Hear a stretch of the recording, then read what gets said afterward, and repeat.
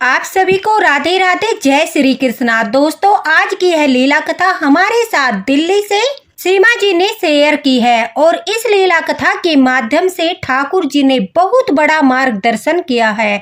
जिस तरह से सीमा जी की किस्मत बदल गई, शायद आज यह लीला कथा सुनने के पश्चात आप लोगों के भी भाग्य का उदय होने वाला है। आप लोगों की किस्मत चमकने वाली है। ठाकुर जी ने बहुत बड़ा मार्गदर्शन किया है, इसलिए इस लीला कथा को अंत तक अवश्य ही सुनना। दोस्तों, ज्यादा से ज्यादा शेयर करना ताकि हर लड्डू गोपाल भक्तों तक वीडियो पहुंचे। सीमा जी कहती है कि वह पिछले 2 वर्ष से ठाकुर जी की सेवा कर रही थी। उनके घर में छोटी सी किशोरी जी और 5 नंबर के छोटे से बाल गोपाल विराजमान है और वह बड़े ही प्रेम पूर्वक सारी विधियों के अनुसार ठाकुर जी की सेवा करती है। सीमा जी कहती है कि उनके ससुराल में पहले कोई लड्डू गोपाल की सेवा नहीं करता था। उनकी सासू माँ जो है वो पूजा पाठ नहीं करती थी, लेकिन सीमा जी ने जब अपने पड़ोस में रहने वाली अपनी एक सखी को लड्डू गोपाल की सेवा करते हुए देखा और उसके घर में जो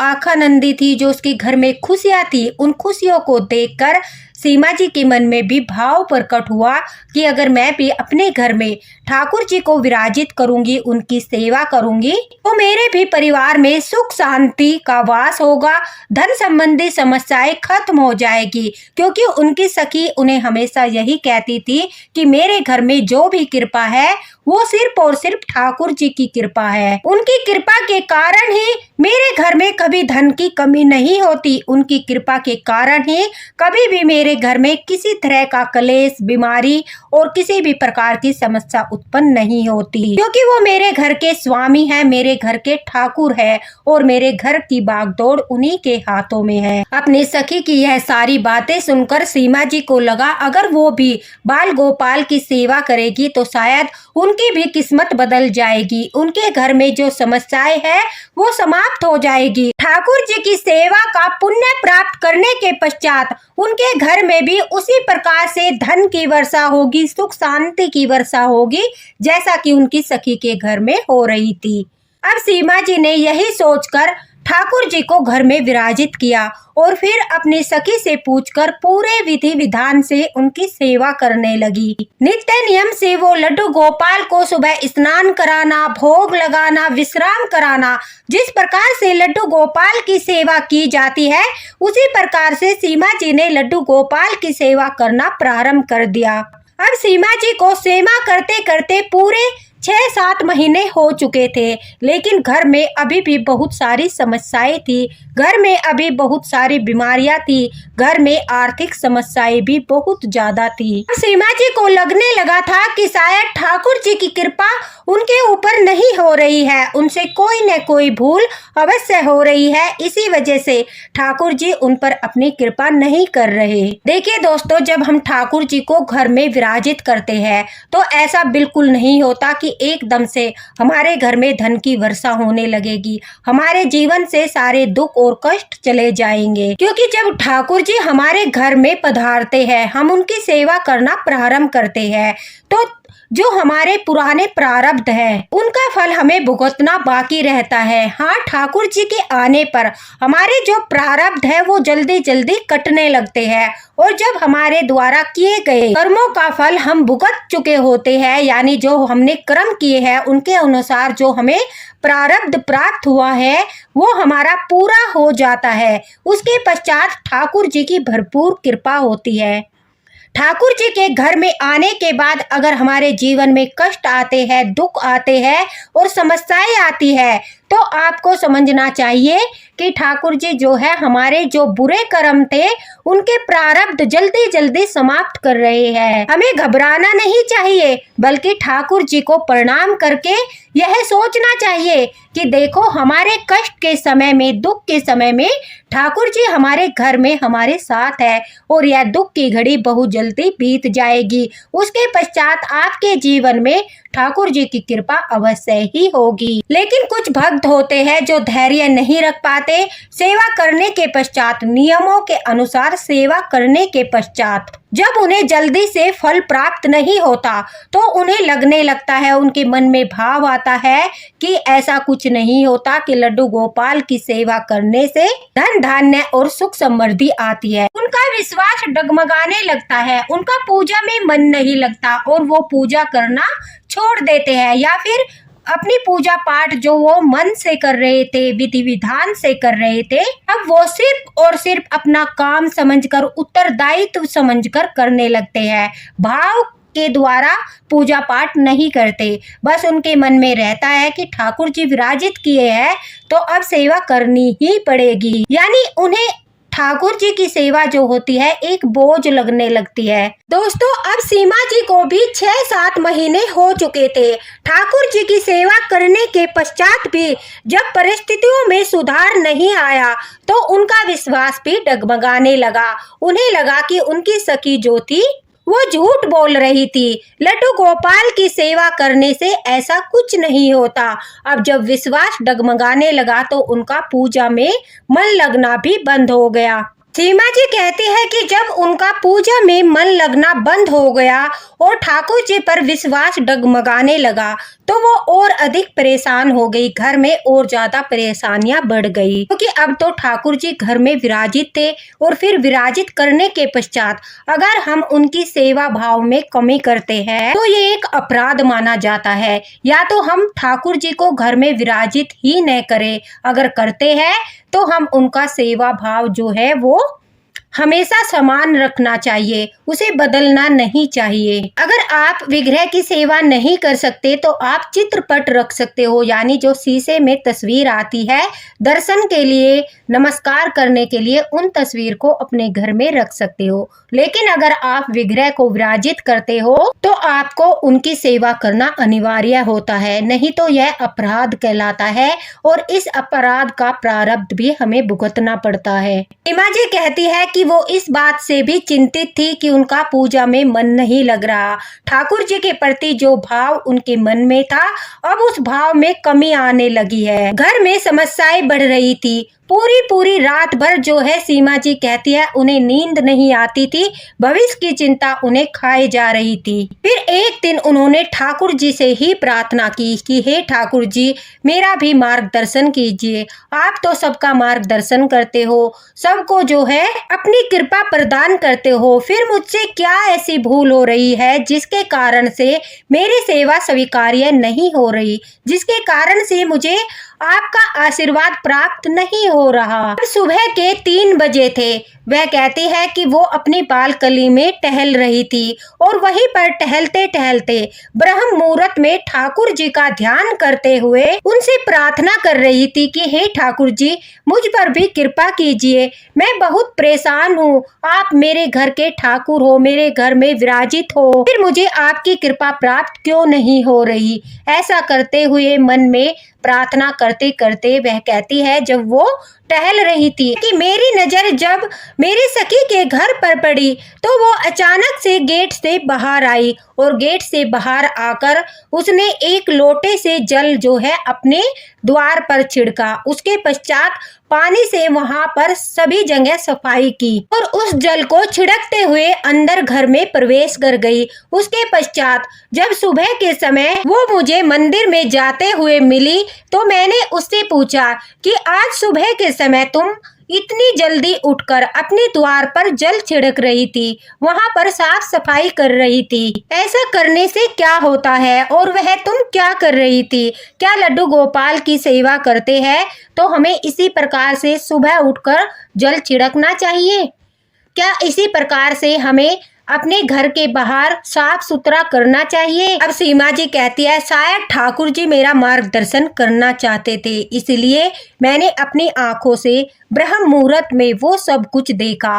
तब उनकी सखी ने उन्हें बताया कि क्या तुम ऐसा नहीं करती? क्या तुम ठाकुर जी के पास एक लोटा जल भरकर रात के समय नहीं रखती? तब सीमा जी कहती है मुझे इस बारे में कोई ज्ञान नहीं था। मैंने उन्हें बताया कि नहीं, मैं ऐसा कुछ नहीं करती। तब उन्होंने बताया कि ठाकुर जी के पास रात के समय तांबे या पीतल के लोटे में एक जल भरकर रखा जाता है। उस जल में आप तुलसी दल डालकर अवश्य रखें या फिर उसमें आप थोड़ा सा मीठा डाल दे। अगर आपके पास तुलसी दल भी नहीं है तो आप उसमें थोड़ा सा मीठा डाल दे या फिर एक लौंग का जोड़ा डाल दे। उस जल को अपने मंदिर में हमेशा उत्तर पूर्व दिशा के ईशान कोण में रखना चाहिए या पूर्व दिशा में ही उस लोटे के जल को रखना चाहिए। हमारे घर में जो लड्डू गोपाल विराजित होते हैं, ठाकुर जी विराजित होते हैं, किशोरी जी विराजित होती है या फिर जितने भी देवी देवता हमारे मंदिर में विराजित होते हैं उनके लिए वह जल रखा जाता है। जो हम जल का लोटा भरकर रखते हैं वो सकारात्मक ऊर्जा से भर जाता है। देवी देवता हमारे आराध्य उस जल को ग्रहण करते हैं और उनके जल ग्रहण करने के कारण उसकी जो देवीय शक्तियां है वो बहुत अधिक बढ़ जाती है और वह पूरा जल पवित्र जल और शक्तिशाली जल सकारात्मक ऊर्जा से भरे हुए जल के रूप में परिवर्तित हो जाता है। कभी भी हमें स्टील के लोटे में जल को भरकर नहीं रखना चाहिए क्योंकि देवी देवता हमारे आराध्य हमारे ठाकुर जी उस जल को स्वीकार नहीं करते स्टील को, क्योंकि शुद्ध नहीं माना जाता। पीतल या तांबे के लोटे में या चांदी के लोटे में ही हमें जल भरकर रखना चाहिए। अगर हम तांबे के लोटे में रखते हैं तो वो बहुत उत्तम होता है, सबसे अच्छा माना जाता है। और कहते हैं कि उस जल को सुबह उठकर अगर हम छिड़काव करते हैं, अपने मेन गेट पर उस जल को छिड़कते हैं और माता लक्ष्मी का ध्यान करते हैं, क्योंकि कहा जाता है कि सुबह सुबह जो माँ लक्ष्मी होती है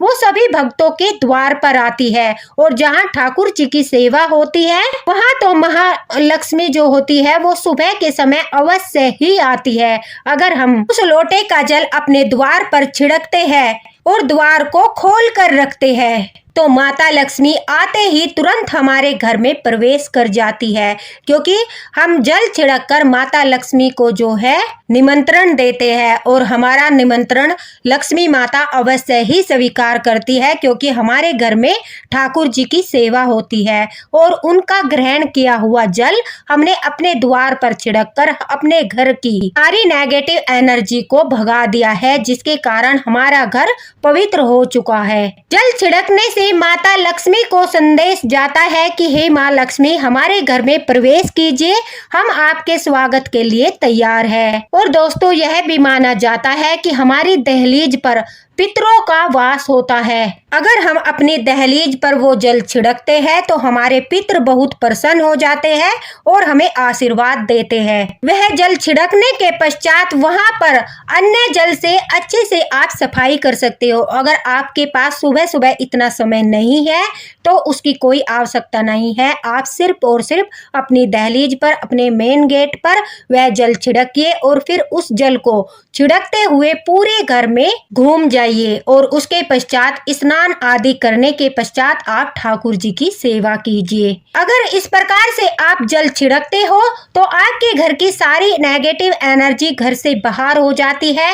माता लक्ष्मी का ब्रह्म मुहूर्त में आगमन होता है। अगर आप यह कार्य ब्रह्म मुहूर्त में नहीं कर सकते, आप इतनी जल्दी नहीं उठ सकते, तो जिस भी समय आप उठते हो उसी समय उठकर आप मंदिर से उस जल को उठाकर अपने द्वार पर छिड़किए। उसके पश्चात उसे पूरे घर में छिड़क दीजिए। उसके पश्चात ही स्नान आदि करके ठाकुर जी की सेवा कीजिए। कहते हैं जो अपने द्वार के बाहर जल छिड़क कर अपने गेट के बाहर पानी से साफ सफाई करके फिर उसके पश्चात पूजा पाठ करते हैं तो घर का पूरी तरह से शुद्धिकरण हो जाता है, क्योंकि वह बहुत ही सकारात्मक ऊर्जा से भरा हुआ जल होता है। इससे कई बीमारियां अपने आप ही दूर भाग जाती है। जल का छिड़काव करने से किसी भी प्रकार की नकारात्मक ऊर्जा का प्रवेश आपके घर में कभी नहीं होता। जल का छिड़काव करने से आप अपने घर से परेशानियों को बाहर कर सकते हो।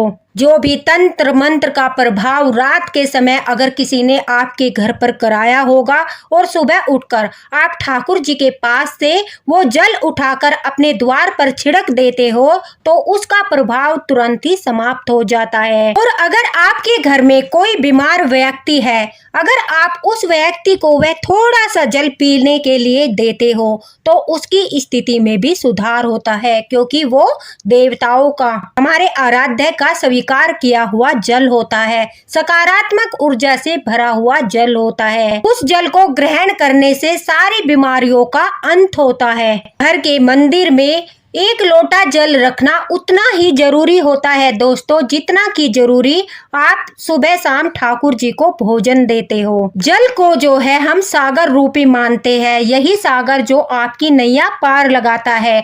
घर के मंदिर में 1 लोटा जल रखने का कारण यह भी है कि रात्रि बहुत लंबी होती है, उस समय हम दिन की तरह 4 बार ठाकुर जी को भोग स्वीकार नहीं करा पाते, इसलिए वह जल रखकर हम ठाकुर जी को तृप्त करते हैं। ठाकुर जी पूरी रात उसी जल को स्वीकार करते हैं, तो वह बहुत ही शक्तिशाली जल होता है। दूसरा दोस्तों, अगर हमारे घर के मंदिर में बहुत सारे देवी देवता और लड्डू गोपाल जी विराजित है तो हमें वह जल सुबह उठकर जो है अगर बच जाता है छिड़काव करने के पश्चात, तो उस जल को तुलसी में नहीं देना है, न ही समी के पौधे में देना है। लेकिन अगर हमारे मंदिर में सिर्फ और सिर्फ ठाकुर जी और किशोरी जी विराजमान है तो फिर हम उस बचे हुए जल को तुलसी जी में दे सकते हैं। अन्यथा यह गलती बिल्कुल भी न करें कि आपके घर के मंदिर में बहुत सारे देवी देवता विराजमान है और आप वह जल तुलसी जी में डाल देते हो, इससे आपको विपरीत परिणाम देखने को मिलता है। अगर सिर्फ और सिर्फ राधा रानी और ठाकुर जी यानी लड्डू गोपाल और युगल किशोर विराजित है मंदिर में तो आप वो जल जो है तुलसी में डाल सकते हो। अन्यथा अगर आपके पास लोटे में जल बच जाता है या तो घर के सभी सदस्य को थोड़ा थोड़ा सा पीने के लिए दे दीजिए, अन्यथा अगर आप पीना नहीं चाहते तो उसे आप किसी दूसरे पौधे में विसर्जित कर दे। अब सीमा जी ने जब इतना बड़ा रहस्य सुना कि अगर हम ठाकुर जी के मंदिर में 1 लोटा जल रखते हैं उससे इतने सारे वरदान हमें प्राप्त होते हैं, ठाकुर जी की इतनी कृपा प्राप्त होती है, माता लक्ष्मी घर में आती है, घर के सारे दुख दर्द मिट जाते हैं, तो फिर सीमा जी ने भी उसी प्रकार से वह कहती है ठाकुर जी के सामने जल रखना शुरू किया। उन्होंने एक तांबे का लोटा ठाकुर जी के पास भरकर रात के समय रखना शुरू किया और दिशा का भी विशेष ध्यान रखा। वह कहती है मैं अपने मंदिर में जल अवश्य रखती थी, लेकिन मुझे न तो दिशा का ज्ञान था और न ही पात्र का ज्ञान था। मैं स्टील के लोटे में बिना जानकारी के कहीं पर भी जल भरकर रख देती थी, जिसके कारण से मेरे घर में बहुत सारी परेशानियां आ रही थी। सीमा जी कहती है कि उस जल का जो फल मुझे मिलना चाहिए था उसके विपरीत फल प्राप्त हो रहा था, क्योंकि मुझे उसके नियम के बारे में नहीं पता था। लेकिन ठाकुर जी ने मुझ पर अपनी कृपा की और मेरे मार्गदर्शन के लिए मुझे मेरी आंखों से सब कुछ दिखाया। उसके पश्चात जब मुझे सही मार्गदर्शन मिला तो मैंने एक तांबे के लोटे में जल भरकर रखना शुरू किया और दिशा का ध्यान रखते हुए सुबह के समय जब मैंने जल उठाकर उसी प्रकार से अपने द्वार पर छिड़का और अच्छे से पूरे घर में छिड़काव किया। मेरे पति की अक्सर तबीयत खराब रहती थी, थोड़ा सा जल प्रसाद के रूप में उन्हें पीने के लिए भी दिया। सीमा जी कहती है कि यकीन मानिए आप लोगों को विश्वास नहीं होगा, सिर्फ और सिर्फ 15-16 दिनों के अंदर ही मुझे प्रभाव देखने को मिला। सचमुच ठाकुर जी की असीम कृपा हुई, मेरे घर पर ठाकुर जी की कृपा होना शुरू हो गया, हमारी स्थिति में सुधार होने लगा, मेरे पति का स्वास्थ्य भी अच्छा होने लगा, ठाकुर जी की कृपा मुझे नजर आने लगी और मेरा विश्वास जो डगमगाने लगा था ठाकुर जी के ऊपर, फिर से ठाकुर जी के ऊपर विश्वास अटूट होने लगा। मैंने उनसे माफी भी मांगी कि मैंने आपके ऊपर संदेह किया, आपके ऊपर मेरा भाव जो था उसे कम किया, उसके लिए मैं आपसे प्रार्थना करती हूँ, माफी मांगती हूँ, मुझे मेरे इस अपराध के लिए क्षमा कर दीजिए। सीमा जी कहती है, मुझे इस बात का ज्ञान भी प्राप्त हुआ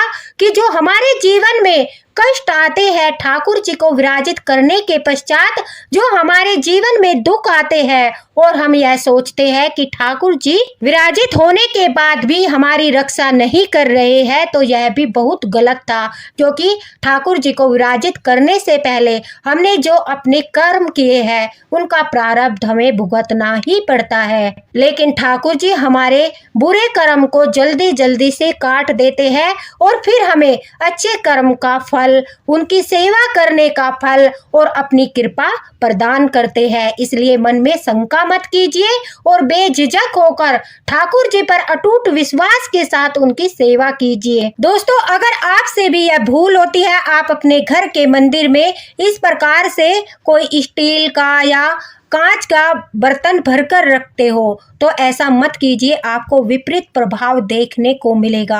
आप ठाकुर जी के पास रात के समय तांबे का या पीतल का लोटा भरकर ही रखें, उसे आपको ठाकुर जी की कृपा प्राप्त होगी, देवी देवताओं की कृपा प्राप्त होगी। सुबह उठकर जब आप उस जल को अपने द्वार पर छिड़कोगे तो माता लक्ष्मी का आगमन होगा, क्योंकि उस जल से आपके घर का शुद्धिकरण हो जाएगा। रात के समय जो भी नेगेटिव एनर्जी थी, आपके घर में जो भी बुरी शक्तियां प्रवेश करना चाहती थी, वो सब घर से बाहर हो जाएगी। ठाकुर जी के उस जल से, उस अमृत जल से आपके जीवन में चमत्कार होगा, आपका जीवन पूरी तरह से बदल जाएगा और धीरे धीरे आपको भी यह सब कुछ देखने को मिलेगा। जिस प्रकार से सीमा जी का जीवन पूरी तरह से बदल गया, वह कहती है कि उन्हें ठाकुर जी की बहुत कृपा प्राप्त हो रही है, उनके घर की आर्थिक समस्या भी धीरे धीरे दूर हो गई है और ठाकुर जी उनके साथ लीलाएं भी करते हैं। उन्हें सौपन में ठाकुर जी के दर्शन भी होते हैं और घर में एक प्रसन्नचित माहौल है। जैसे कि पहले लोग दुखी दुखी रहते थे, अब उनके घर में सभी लोग प्रसन्न रहते हैं। हमारे घर में जब नेगेटिव एनर्जी बढ़ती है तो हमारे घर के सभी सदस्यों का जो मन है वो विचलित रहता है, लेकिन जब हमारे घर में सकारात्मक ऊर्जा बढ़ने लगती है तो सबका मन प्रसन्न रहता है। तो ठाकुर जी की कृपा प्राप्त करने के लिए आप भी अपने जीवन में इस नियम को अवश्य अपनाएं। सीमा जी का बहुत बहुत धन्यवाद कि उन्होंने इस लीला कथा के माध्यम से सभी भक्तों का बहुत अच्छा मार्गदर्शन कर दिया है। शायद यह ठाकुर जी की मर्जी थी, ठाकुर जी की ही लीला थी कि उन्होंने अपनी इस लीला कथा के माध्यम से सभी भक्तों का मार्गदर्शन किया।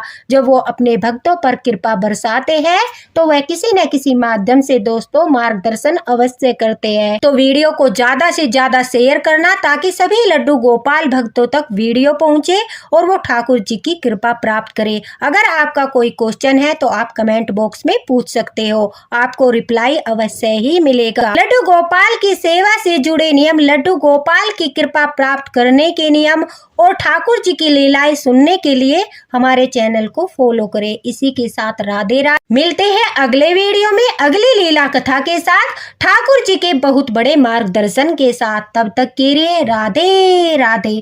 हरे कृष्णा। ठाकुर जी की कृपा आप पर बनी रहे।